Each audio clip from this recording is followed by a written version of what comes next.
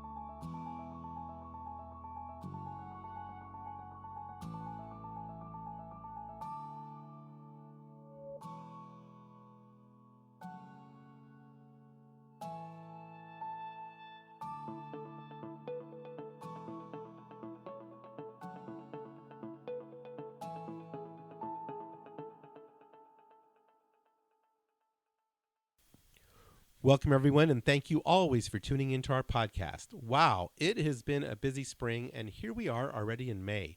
I haven't done a podcast in a while, only because I've just been swamped with work, and I've worked in a few little trips. All good problems to have, that is for sure. Thanks for giving my 40th anniversary podcast a listen, and so here we are, off on year 41. Well, plenty happening, that is for sure. My book, Mark Candelaria Homes, is set to be released this fall, and you can pre-order it on Amazon and Pinterest and plenty of other venues. Just Google it and you will find it, featuring 12 special homes along with 12 amazing recipes. My daughters and I enjoyed a wonderful week in the Northeast, from New York to Martha's Vineyard, and finished in Boston. And I have to tell you, I really enjoyed Boston and cannot wait to return. That little Italy down there is just absolutely fabulous. We have a lot of amazing projects across the country, and we are getting ready to start our project in Jamaica, and we have a nice home and design in Cabo for our clients here in Paradise Valley. So yes, we are truly an international firm.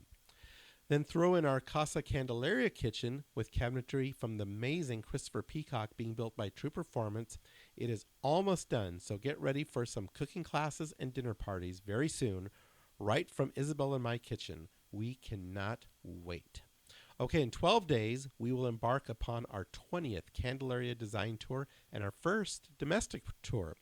We have 16 travelers that will join Isabel, Tiffany, and I to the Oregon wine country of the Willamette Valley, and our first stop will be the Knudsen Winery, and our podcast today features one of the owners and operators of this lovely vineyard, Page Knudsen. She will tell us about the history and story behind this beautiful vineyard and their amazing wines. So without further ado, let's welcome Page Knudsen. Our guest today is Page Knudsen, and her brothers are second-generation owners and operators of Knudsen Vineyards in the Willamette Valley of Oregon. In this episode, she shares the rich history of their vineyard and the region that has grown to receive worldwide recognition for outstanding Pinot Noir grapes. We were fortunate enough to meet Page last summer on a guided Pinot wine walking tour that Page herself led that day.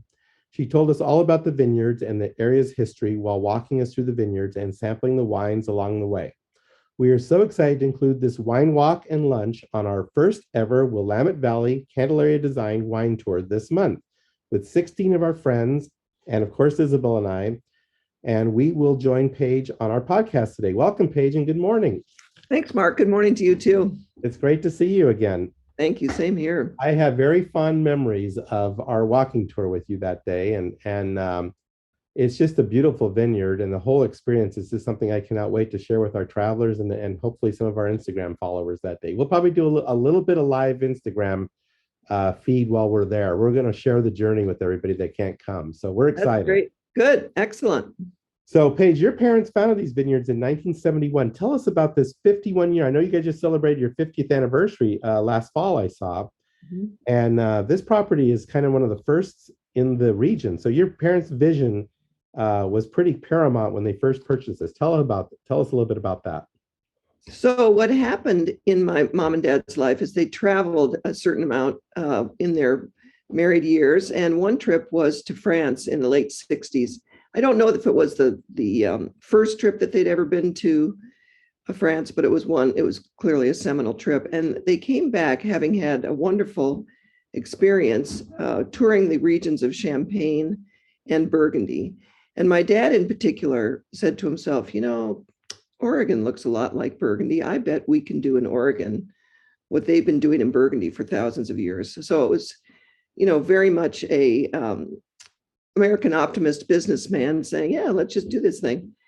And he came back. He always loved growing things. And my mother was a master gardener. He came back with that attitude. He loved growing things. His father was in a family business that was a greens business. They created things for holiday season, et cetera. And so they did a lot of growing things together. And Dad started doing his research. So he was a businessman, not in the wine industry. And it'll factor into some of the questions that you've written before. And I'm assuming you were around already at this time.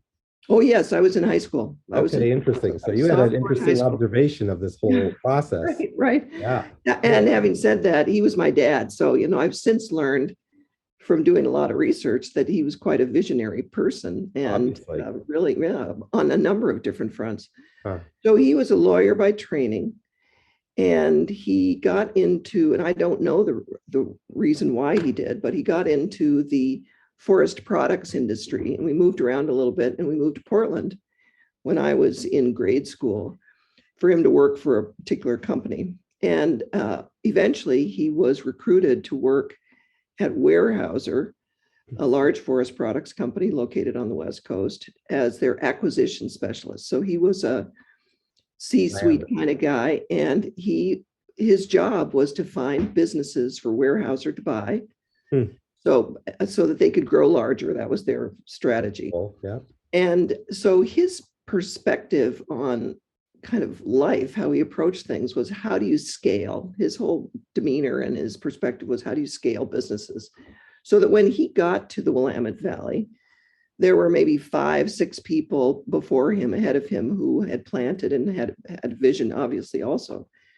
But his contribution to the industry, such as it was at that time, was to think big and go home. Yep. So his approach was, where most people had 10, 20 acres, maybe just their backyard having some plantings, he had the opportunity to buy 200 acres, which he did. And then could start planting 20 and 30 at a time. So that and he bought in 1971, it was a former walnut orchard that had been destroyed during what we call in Oregon the Columbus Day storm in 1962, which was a hurricane level storm south of us in the southern part of the Willamette Valley. They measured the wind speed at over 170 miles an hour. Oh, gosh. So it was, and I don't know, it may have happened before, but I know it's never happened since. And the Willamette Valley was particularly impacted. So, and you can imagine, at least in Oregon, in October, which is Columbus Day, the leaves are still on the trees. So it just blew things down. Wow. And my story, which may not be the real story, but my story is that the people who owned the land just could never, what's the word? recuperate. Yeah, kind of get back again. And because when you have a walnut orchard, you need to have big trees that are making walnuts, and it takes a lot of investment and time. Takes years. So it was available, and he bought it. And so in 1971, we started planting in 1972. And also at this time, he had developed relationships with pretty much everybody who was doing what he wanted to do, which, as I said, was maybe 5 or 6 people. Yeah. And he developed a relationship with Dick Erath, who is also a pioneer in the industry and who had somewhat recently moved up from California in order to be in the wine business. But the wine business was at such a level that it wasn't really a business. It was an activity that people were pursuing in their spare time. And he was a hobby. Exactly. He was, well, I'd call it more than a hobby. That the people really had developed, the pioneers who lived on their property really committed to this thing. Dick started as an engineer, or came up from California as an engineer, and was working, his day job was working for a company called Tektronix. But he was scouting all the time on weekends and in his free time. And when Dad and he met, eventually the conversation turned to, how can we work together? And Dad said, tell you what, why don't you quit your job? I will pay you a salary. I will build you a house on our property so that you can be on site to help us develop this vision for the vineyard. And that's what happened. In 1972, there was a home. I can never remember exactly where the home came from, but it was a kit home, so that you got all the pieces and you just fit them together on site. And today, that is what the tasting room is, the 2-story. Interesting. Yeah. But it was Dick and his family's house when they first moved to Oregon. When they first started the project with my father. And with 200 acres, we could plant 20 and 30 at a time. So by 1975, just 3 years later, we were the largest vineyard in Oregon at 55 acres. And when you were there, Mark and Tiffany, you were, we walked up that one side of the vineyard, which was about 75 acres. So 55 would still have been smaller than what you saw. And yet it was the largest vineyard in Oregon for about 10 years. Wow, amazing. So, yeah, and it was a big deal.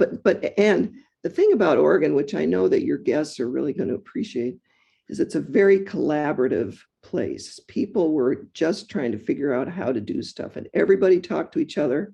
And that dynamic, that norm, is very much part of how the industry is now. People help each other. I noticed that when I'm there. I definitely feel that. I think that's great because it just elevates the whole industry of that area. Right. And in the early days, especially when the wine was being made, and I have more to say about our trajectory in the business, you would start talking about your wine, your vineyard, et cetera. And at some point in the conversation, the person you were pitching would say, Oregon, tell me again, where's Oregon?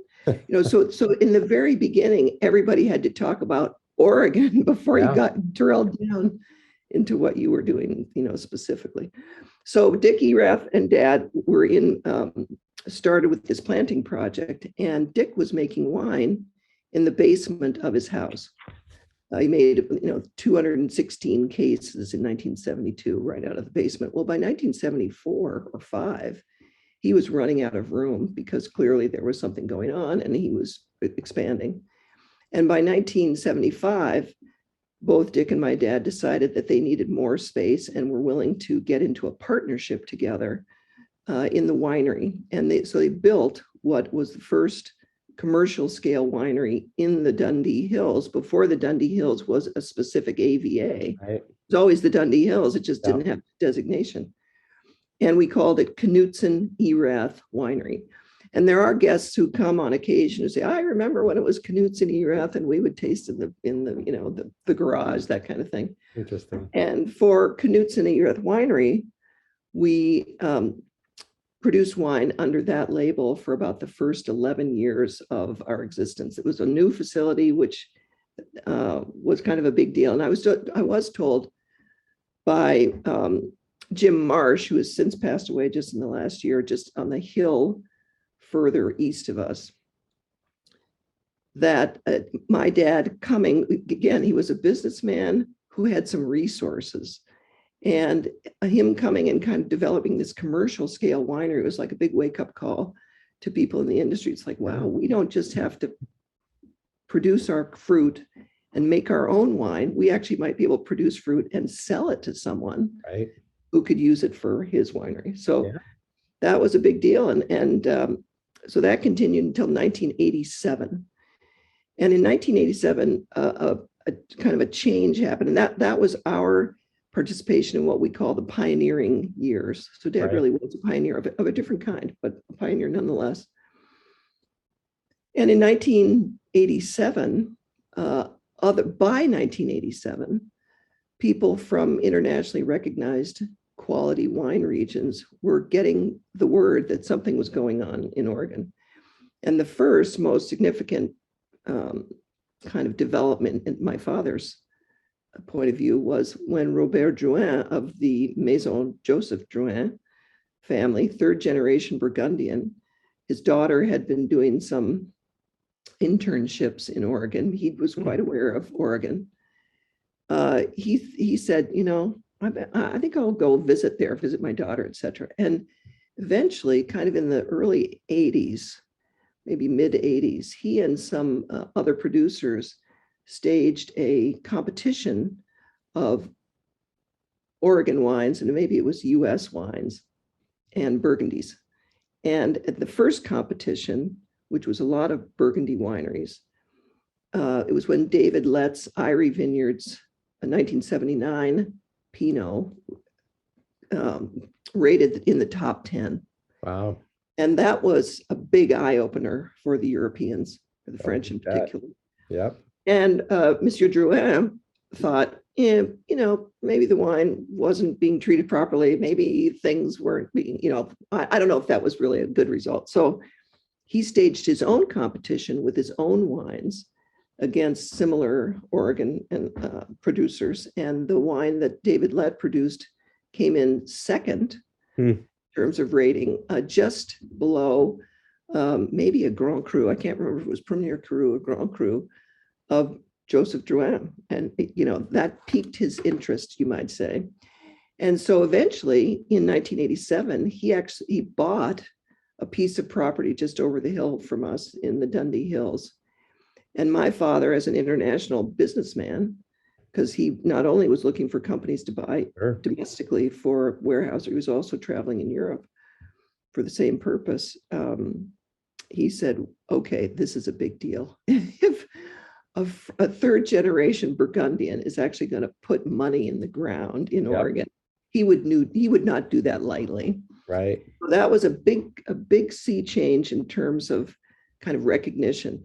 In the same year, a group of Australians came to Oregon with the express interest and purpose of creating a commercial scale sparkling wine winery.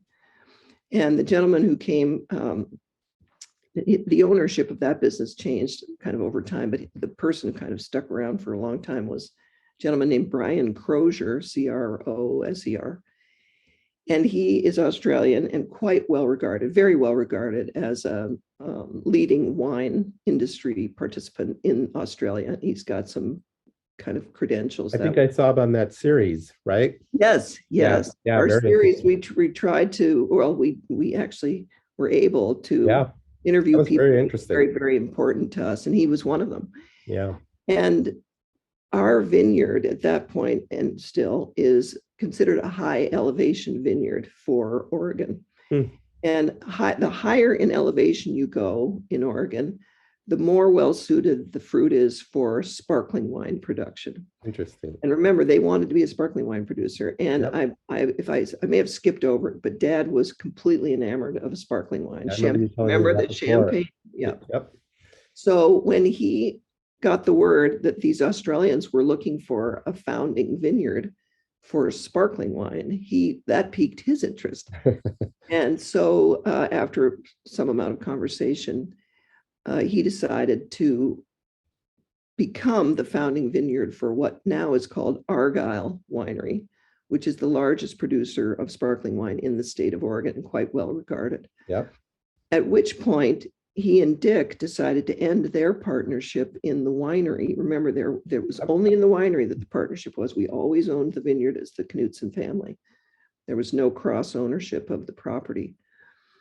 And with that, all of our fruit literally went down the hill to Argyle.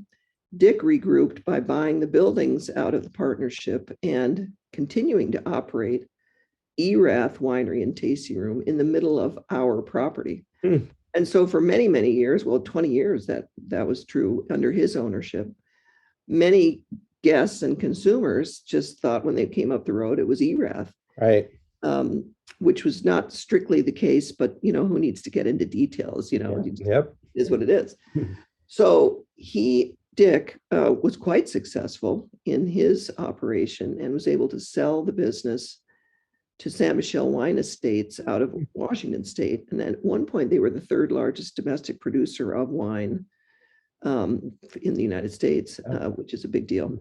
But most of their holdings are in Eastern Washington. So this was their first acquisition in Oregon. And remember, I may not have said, Erath had operated on a ground lease. So we were the landlord. That definitely was something people didn't know.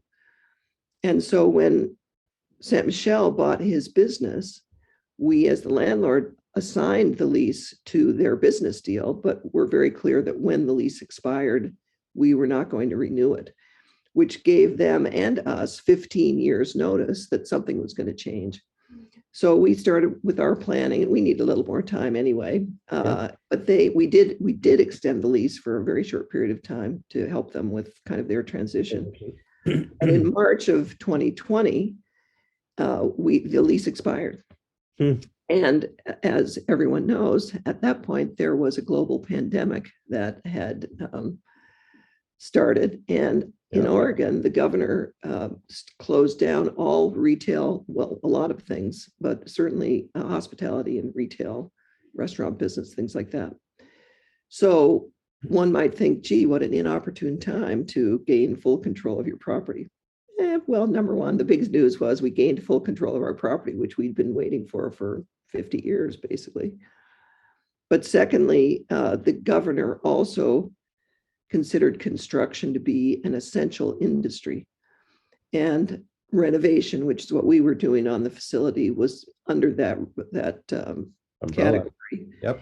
And so, woohoo. So we continued with our project, and the state was able to open up again under state mandate in middle of May 2020. And with a few more things we had to finish up, we opened as what we call the Outlook at Knudsen Vineyards in June of 2020, and have been operating as that. And that's when we came. We came in July of 2020. Was the first time we did the little tour with you. So we had just gotten started. Yeah, I remember that. So there's the history of the vineyard. That is an amazing story. That is an amazing story. So did you see yourself working there when you grew up, or did you have other plans? Well, it's interesting. Our dad, so now I need to describe kind of how it worked in our family. Again, Dad was in a different industry. He was this acquisition specialist, and he was on the road all the time. Right. At that point, we had been living in Portland until 1969. And the Weyerhaeuser job came up at that point for him. And so we moved to Seattle. Okay. So my family and my upbringing, which is where we're all originally from, is Seattle. And this vineyard thing was Dad's thing that he would, see you later, bye. He had 4 kids. My mother, I'm sure, was going, what do you mean, see you later, bye, as he went down to the vineyard for the weekend. But he was a very successful businessman and knew how to delegate and knew how to, kind of manage things from afar. Yeah. And he eventually, after his stint at Weyerhaeuser, he was recruited to become the CEO of a very large Canadian forest products company called Macmillan Bloedel. And my mother and he moved to Vancouver. Wow. And that was an international business, pulp and paper business, and a very commodity business. So you needed to know what was going on around the world, because that's how pricing worked, based on supply and demand. So he really counted on his colleagues at the vineyard to do good things and manage it properly. So when Dick and he were in business together, Dick managed the business, and we had employees, etc.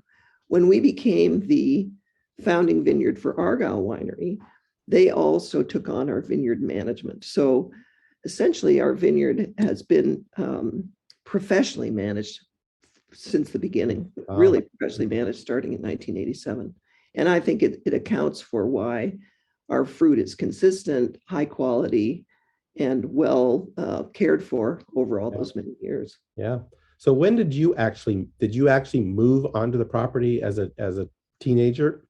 No, we did not. And in that sense, we're quite different from most of the pioneers in the industry. The pioneers in the industry who lived on, most of them lived on their property, right. Raised their family on the property. Their kids who, helped plant vines or dig holes or whatever it is you do on a property when you're young. We were able to work there in summers. Again, I was in high school when the property was bought in 1971. Then I was in college. 3 out of the 4 of us went away to college, so we had other lives, and because it wasn't our family business, and it wasn't we weren't all dependent on the income from that business. It was, as you mentioned earlier, kind of a hobby at that point. Dad. There was no path to kind of move into the business and work one's way up. So, but my brothers, there was an older home on the property in the beginning that needed to be taken down. And my brothers, with some fondness, remember kind of bashing that whole thing down to nothing, living there at the same time with bats in the belfry. That's perfect for young guys. I know. Great way to get all that aggression out, boy. Exactly right. And then I came a couple of summers and worked for a period of time in the vineyard at that point, when Dick Erath was managing the property, he hired women whose kids would go to school and they were looking for something to do. Yeah. So there was lovely women who they would talk to the vines as we would go, through, going, "Oh, you need a little more water. I'll help you here." It was lovely. That's great. Cool. Mm-hmm. So you guys were really the first commercial vineyard and provided Argyle, a popular tasting room in Dundee. How does that work, and how else do you provide grapes? Do you provide grapes for other wineries at this point, or is it just primarily Knudsen? Well, it has evolved. So before we had full control of the property and started making wine under the Knudsen Vineyards label again, all the grapes went to Argyle. Whatever Argyle made is what we would say, you should buy Argyle. Or eventually, much to our delight, they have what we call vineyard designated several of their sparkling wine products. So there's a Knudsen Vineyard, because we remain in a great relationship with Argyle. So this is where I'll talk about kind of the scale of our operation. We are 125 acres planted and producing on a 230-acre piece of property. In a normal year, and I will just also say there is no normal when it comes to agriculture, but in a normal year, right, we kind of look forward to producing about 500 tons of fruit. And when you do the conversion, that equates to about 32,000 cases of wine. We are at the moment, about a third of the source of all of Argyle. Argyle is about a 90,000 case winery. Okay. Knudsen Vineyards brand, which you will taste, and you did taste, you and your group taste, is about a 2,500 case winery. So we really count on other producers to buy our fruit. And we have this long standing relationship with Argyle. So for a period of time, they took all our fruit. Then when Knudsen, this is just back in 2012, was our first harvest under our Knudsen Vineyards brand, we started taking part of our fruit, and the contract allowed us to do that. So that was not a, kind of contentious issue. Right. We are growing, and then we decided, and within this amount that's in the contract to take for ourselves, we could sell to other people. And so in very small amounts, we've started selling to well-known winemakers so that we can have the experience of a different set of hands making wine from our vineyard and then be able to talk about that and compare. Interesting. Yeah. So there may be 4 or 5 producers outside of Argyle and ourselves. Okay, great. Mm-hmm. That's great. So tell us about all the wonderful experiences offered at Knudsen. Obviously, I love your terrace out there. Mm-hmm. And then you got the hike up to that little cottage or whatever it is, where I think we're going to be having lunch with our travelers. Good. That view is just absolutely amazing. So I'm hoping, knock on wood, we have good weather. I've been watching the forecast and it looks pretty good. So I hope so. I don't know how it's been in Arizona, but it's been cooler than normal. But we haven't hit 100 yet, which is pretty unusual. So so we're kind of happy about that here in Arizona. We're trying to stretch our spring. Now you guys had some cold weather too. I saw it was snowing a couple weeks ago. Yep, there was that. There was a hard frost, which is, yet again, there's always something in agriculture. So, but you guys made it through okay? Well, the jury is still out, actually. So we'll see. There were some dire warnings that were very premature, which I was sorry that was promoted out there. But because we really won't know, because it's been cool. Yeah. What if any the effect has been, and it's in our vineyard. You just have to picture how bud break happens. The buds swell, so you see little nodules, and then all of a sudden you start seeing a little bit of a leafy looking thing.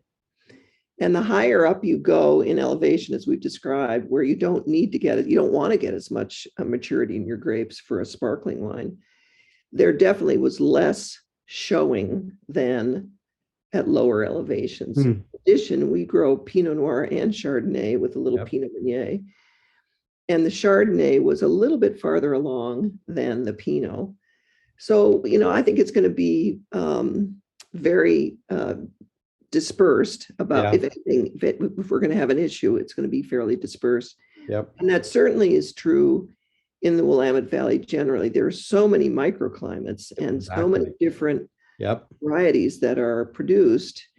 Everybody's going to have a different experience. So again, this press article, while it was trying to have a scoop, I'm sure it was just very premature.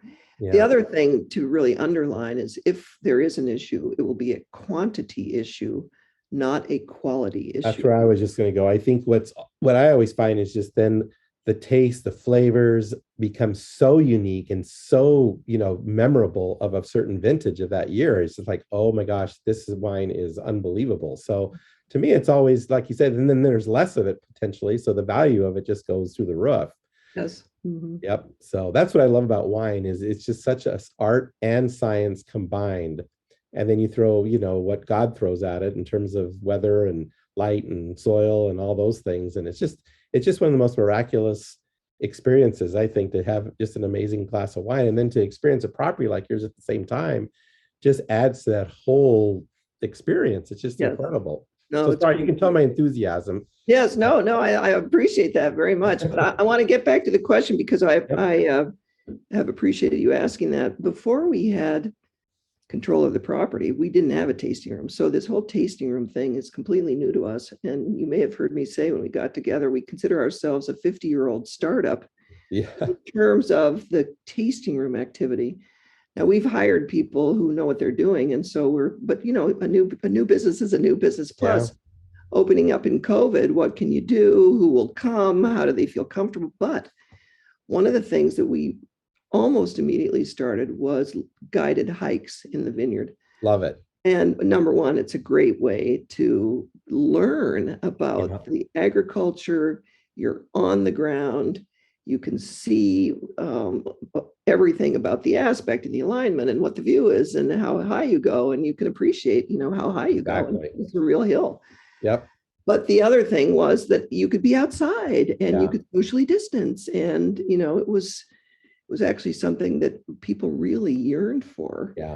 So that's, and then over time, I have been able to create 4 different routes. Again, we're 125 acres planted and producing, and you just did one route, which is one view.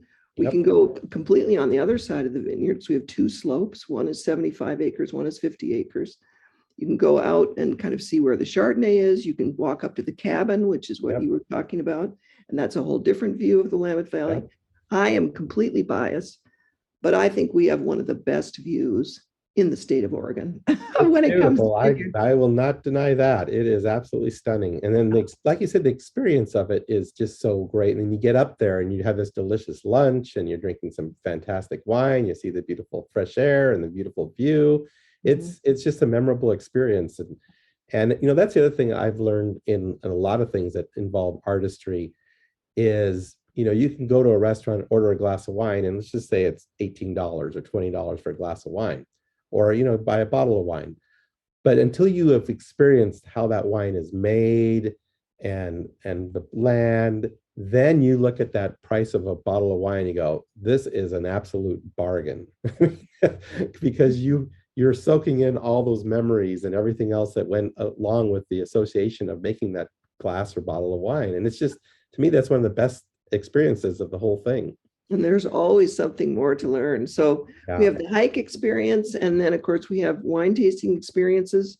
The facility has enough space where we can do private tastings, private dinners, private lunches. There hasn't been the opportunity to do much of that because of COVID restrictions. Yeah. But what we're finding, it's been interesting in the last maybe even just 4 or 5 months, we, instead of a large group of people being 6 or 8, we're getting groups of 15, 25. Yep. You guys are going to be 18. Yep. Which we can accommodate because we're outdoors and we have the space. Yeah. We also have become, I feel strongly that it's important to be family friendly. Yep. You know, there's challenges when children show up at the vineyard because you just want to be safe and have them be supervised properly, etc. Sure. But in order to keep their attention focused, we have developed something called the Kids Juice Challenge, where when the parents get their flight of wines to enjoy, the kids get 3 separate cups of juice. We've learned to put a top on them with a straw because things happen. And then for the parents or the kids? Well, no, the parents we expect can handle their own stem. We haven't seen our group yet, so no, not yet. We might want the sippy cups. We can provide. And then we've created a piece of paper, kind of legal size, so coloring sheet, and we have color crayons. Plus, they get their own little snack pack. Oh, that's fun. And the kids. Parents love it. And again, during COVID, what were you supposed to do with your kids? If you wanted to do anything outside of the house, you had to get a babysitter. But did you know the babysitter? Did you want the babysitter in your home? You know, there are a lot of things that were challenging. Yeah. So people love to bring their kids. And then if I have time, because you know I'm on the property a lot. Yep.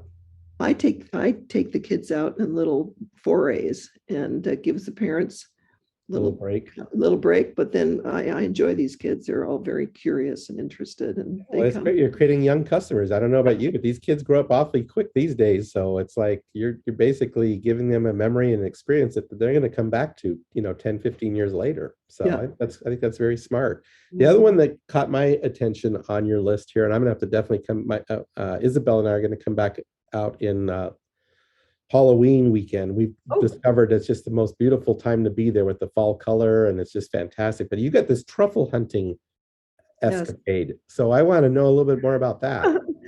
So before COVID restrictions, there's been a very successful festival during the winter, because truffles, which are a mushroom that grows underground, not above the ground, there was a truffle festival, and people came from all over the United States to go to the truffle festival. And I went because we got to pour one year at the dinner. And I thought, oh, this is kind of cool. I wonder if we have truffles on our property, because remember, we have 230 acres and only 125 of it is planted. So I developed a friendship with, or at least an acquaintance with, a woman who had a truffle hunting trained dog. I said, would you be willing to come to my property and see if I have truffles? Yeah. So she did. And the dog within 3 minutes found a first truffle. And we thought, Eureka, this could be fun. Yep. And so January and February are not months where people are streaming to the vineyard because the weather is challenging and they have other things on their plate.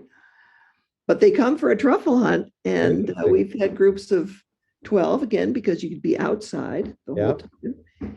And we found quite a few truffles. Now you get on the ground if you want to. You can have a nice walk in the woods if that's all you want. But if you want to find truffles, you are given a trowel, and you too can get on the ground and start to dig away. And then we have a mushroom themed lunch afterwards. It has been on the terrace outdoors because of the restrictions, but I think going forward we can have it inside. Yeah. And then it's not guaranteed that we will find truffles, and it's not guaranteed that every truffle you find is a culinary level quality truffle. Sure. So we provide truffle infused butter as something that we've done before, or truffle infused oil as a takeaway for people. It's been very successful. Okay, so that's in January, February, huh? Correct. I'll have to remember that. Please do. Yeah. Oh, that sounds great. So I understand you focus on sustainability in your viticulture practices. Can you talk about that a little bit? Yes. First of all, we have been around for such a long time. You can see on the vineyard the many different ways that we planted, both for spacing, clones, elevation, etc. And you can imagine that in a 50-year time frame, techniques and knowledge about how to manage the land have developed and improved. So all the way from looking to California at the beginning to see, so what are those people doing?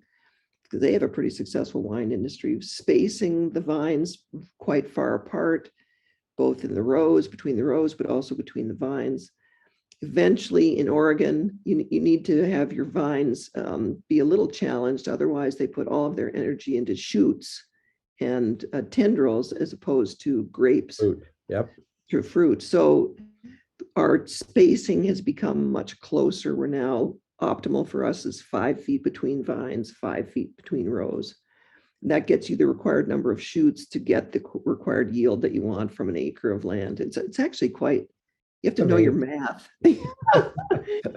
But in the beginning, every alley or row was tilled to release nitrogen into the soil, which is a nutrient that the grapes really appreciate. Mm-hmm. But that leaves you open to issues like erosion, which when you're on a hill, if you aren't mindful of erosion, eventually, we're talking many, many, many years, all your dirt's going to end up at the bottom of the hill. So you have to, figure out how to keep your soil where you want it.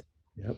So over time, and there's a really cool book called Dirt, if you haven't seen it, it's by a gentleman who is a MacArthur fellow. So he's gotten one of these genius grants. I'm not going to remember his first name or even his last name, but it talks about this idea of trying to keep the soil where it is, because the other thing is we would till in between the vine rows, again, to release nutrients. But secondly, then you replant things that can also replenish the nutrients in the soil.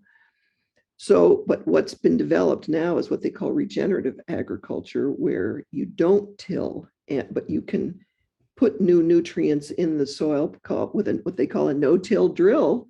You just kind of put plants where you need them. So just recently, again, the other thing about agriculture, at least in vineyards, because it's such a perennial crop, you don't do anything fast. You try a few things over here, you see how it works, and then maybe you extend it to larger and larger sections. So we have just tilled certain rows of the vineyard, and we'll replace what was there in terms of the plants in between with plantings that will not need to be tilled up for another 3 years.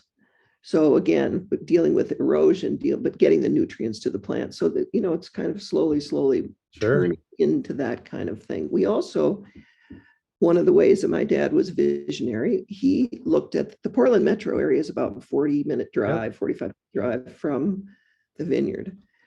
And he said to himself, eventually people are going to come out here, and the people, if there's an issue with water, the people are going to get the water before agriculture gets the water. We should be self-sufficient when it comes to water.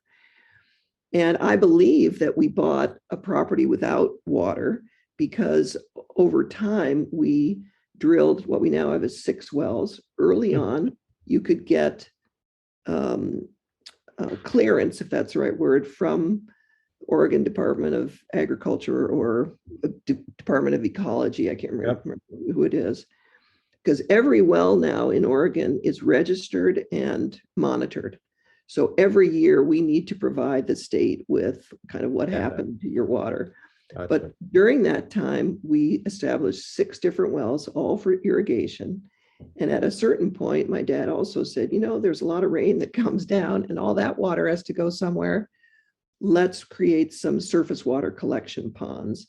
Yeah. So there's a big pond right below the cabin, which is kind of off to the south, and then another pond that collects water as you come up the road. And so we are completely self-sufficient with water. And nowadays, it's very hard to establish a water right. So now some people would say, why do you need so much water? Well, we irrigate, and that's not everyone's decision in Oregon. But it was some information that we got from the Australians who have to deal. They're in a drought all the time. They use irrigation. Dad was always open to innovation in the vineyard. And Brian Crozier, this gentleman we talked about before, said, Cal, you might want to try irrigation, see what you think. And so we have the first block of drip irrigated land in the Willamette Valley, which was planted in 1988. And he and the vineyard managers at that time said, it's really nice to have this, especially when you're planting new vines. They need water. And I can imagine, I should ask Dick Erath this. In the early days, we didn't have irrigation. They must have watered by hand. Watered. Yeah, they must have hand watered.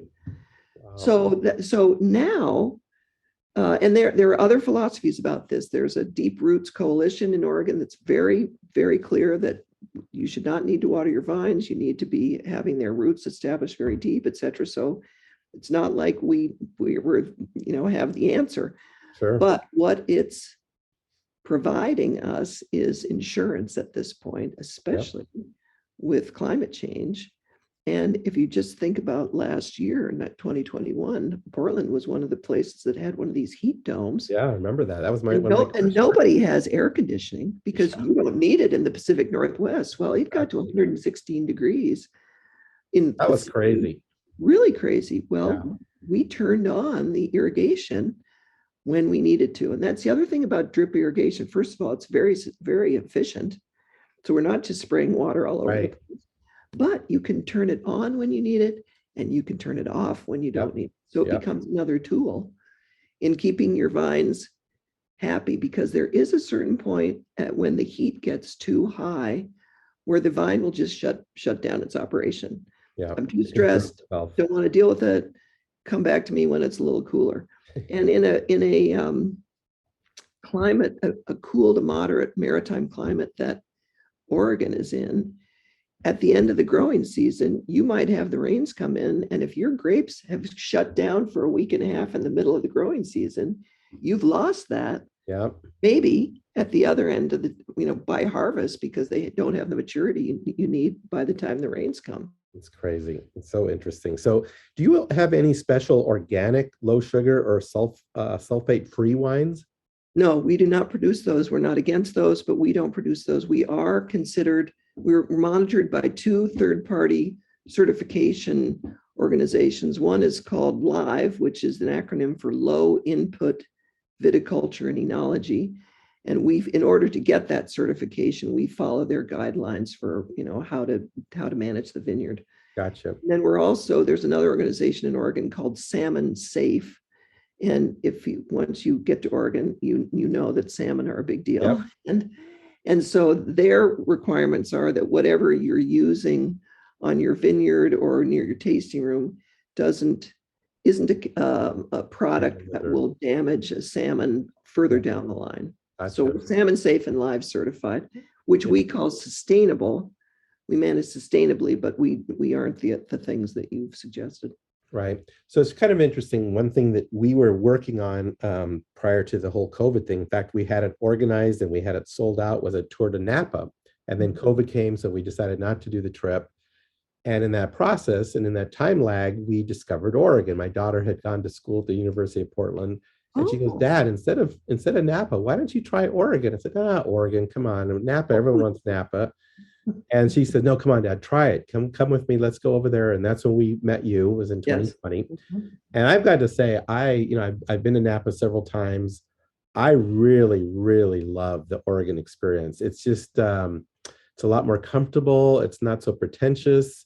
I find the people there to be absolutely just so friendly and so fun. So what do you see in terms of the comparison between Napa and the Oregon Willamette Valley? I mean, from your perspective, what's the difference? My sense is that Oregon is like what Napa was maybe 30 years ago. Totally agree with you. The other thing is we're much smaller. So the California wine industry, let me put it this way. We are 1%.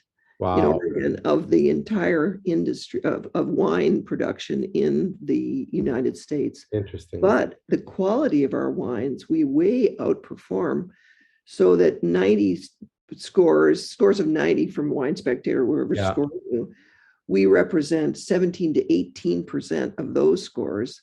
Interesting. So our quality is very high while our quantity is very small. So we go every year, there's something called the Oregon Wine Symposium, which is our trade organization. You know everybody. When you go, you know everybody.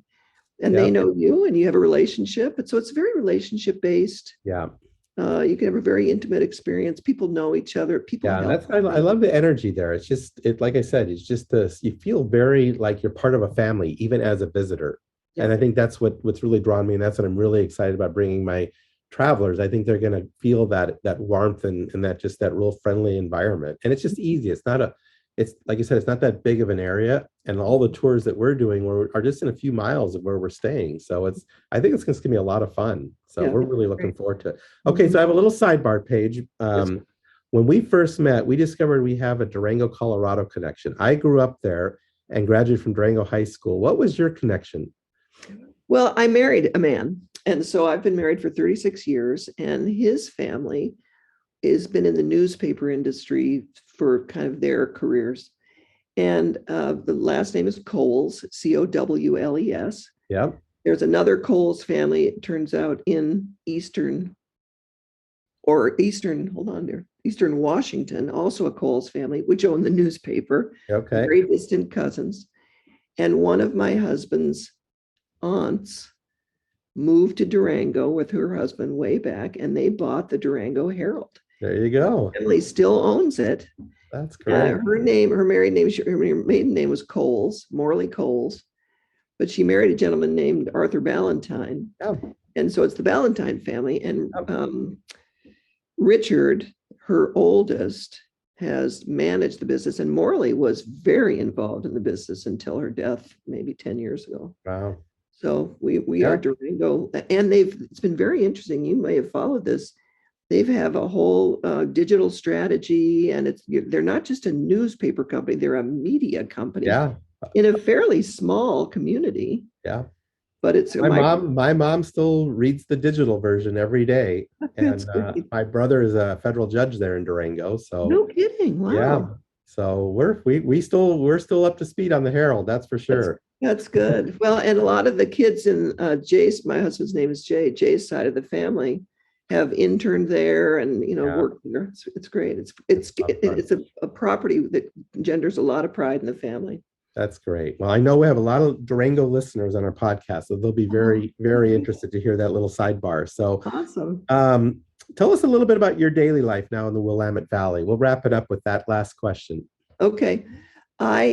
So again, there wasn't anything to do really with the business besides manage from an ownership standpoint until the property became central to what we can do. Yep.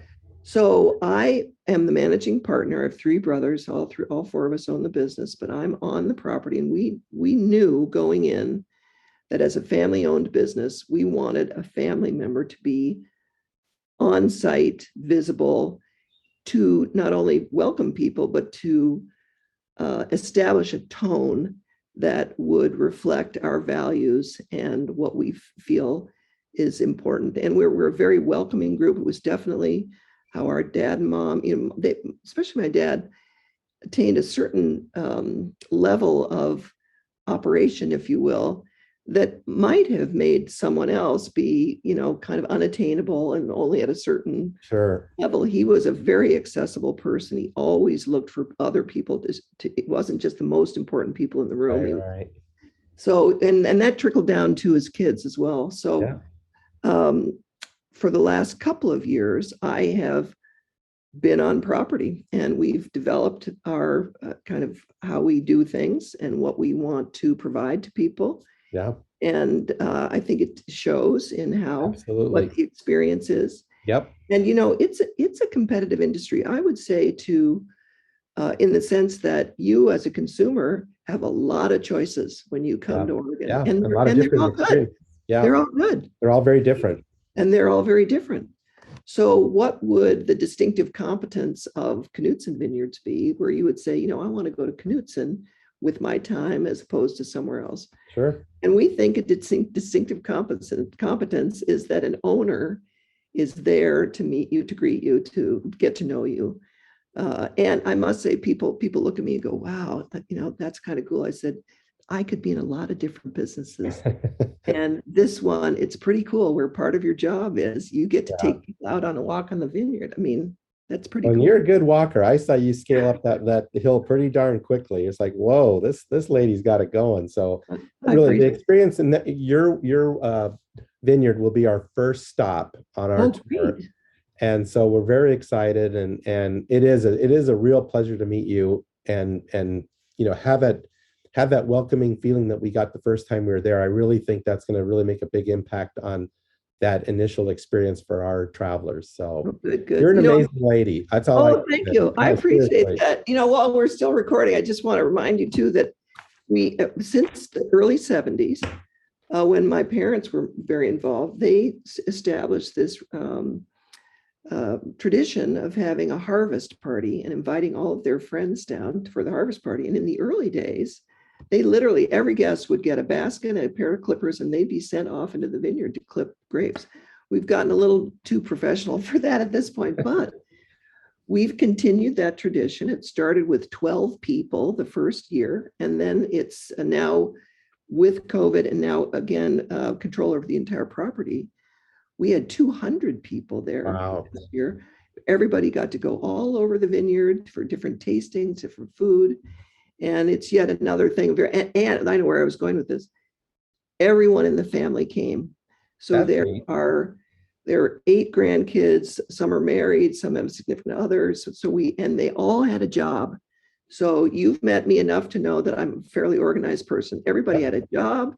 They knew what time they had to be where, and they loved it. They loved it. It was super fun. So that's another fun time to come. Now, when is that? What is the harvest party? Well, the harvest party, we try and make it the second or third weekend in September. Okay. We usually have done it kind of 17, 18, maybe that's the middle of September. We have a wedding in the family, so we're going to have it on the 24th of September this year. Okay. Well, we'll be in Italy drinking wine that year on our Italy tour. So maybe we'll have. I feel so sorry for him. And we are doing a Burgundy wine tour next year, so we might want to chat with you a little bit about that. That would be super. I would love that. Well, thank you so much. Tell us Paige, how do we find you, and where do we find you on Instagram and all those good places? Give us your little. So we are on all those things. I have a really terrific marketing manager who has us out there all the time. Our website is www.knudsenvineyards.com. We do pronounce the K. Not everybody who's a Knudsen does. It's a Scandinavian like Smith, but it's Knudsen. Knudsen. We do have Instagram, and I don't know the handle, but it's there. And Facebook. You'll find it. It's on Knudsen somewhere. So I found it, and it's a lot of fun to follow. Yeah, good. Yeah. So we look forward to seeing you in a couple of weeks. And like I said, our first stop, I think we get there on Thursday, and I think we visit with you on Friday. Perfect. That'll be great. So we look forward to it. Thank you so much for taking the time to do this, and we'll see you up there soon. Thank you, Paige, and I love that Durango connection. Our Oregon travelers are in for an amazing experience. Make sure you follow us on my personal Instagram page and our Candelaria design page, where we will definitely do a few live Instagrams. Okay, we have some more fun and inspiring podcasts in the works, including more podcasts with artists, chefs, realtors, branding experts, and a couple of our Candelaria Design 2021 MVPs. So stay tuned. We have a few of our virtual cooking classes coming up too, so stay tuned for those also. Okay, I want to say a big thank you for the subscribes and reviews. Please take 5 minutes to give us a review, and if you do, we will enter you in our drawing where you will receive free round-trip airfare for one of our Candelaria Design tours. Seriously, you cannot lose here. So go right now and give us a rating and review along with a subscribe, and then email or direct message me that you did so, and we will get your name in the hopper for this drawing. We are planning Candelaria Design tours next year to Paris and the Burgundy wine region. That's for next June, and then we will start our September 2023 tour starting in Lisbon in September, Portugal, then off to the village of Candelaria in the Canary Islands, finishing in Marrakesh, Morocco. How does that sound? So give us a review and send me a message so I know you did, and we will get you in the drawing. We do our best to inspire living in everything we do, from our podcast to our cooking classes to our tours, and of course, with our Candelaria Design homes. Okay, have a great week, everyone. Let's stay safe, and let's all live our lives with love, compassion, grace, and positivity. See you all soon. Because Inspiring Living is all about the people and the organizations that inspire us, we are excited to have Monogram Appliances as one of our sponsors. Anytime we do a new kitchen or a kitchen remodel, Monogram Appliances are what we recommend to our client. Their appliances are the definition of luxury, meticulously detailed using the finest materials and an ownership experience that is second to none. This is how Monogram is always thinking ahead and inspiring and elevating the kitchen experience. Because at Monogram, they don't just elevate one thing, they elevate everything. I want to say a big thank you to my good friends at Stockett Tile and Granite Company, where your project is our priority. I want to thank the Stockett team, along with so many others who contributed to the success of our fabulous demonstration kitchen in our new Candelaria Design office expansion. You will have to check out online our video cooking classes, and our kitchen is amazing. I've had the pleasure of working with the Stockett team for nearly 40 years on many spectacular projects, and trust me, they are the epitome of excellence when it comes to tile, marble, and granite work, bar none. Their skill and customer service is impeccable, and the bottom line is they are just good people. I have traveled with and dined with and just had good times, both personally and professionally, with Dave Stockett and his lovely wife, Becky, and they are the best. When it comes to your next tile and stone project, make sure Stockett Tile and Granite is a part of your team. Thanks for listening. We hope you enjoyed our podcast. We encourage you to write a review, screenshot it, and share it with your friends. Please instant message it to me and follow us on Instagram and Facebook. We thank you for listening, and we look forward to sharing more insights to inspiring living next week.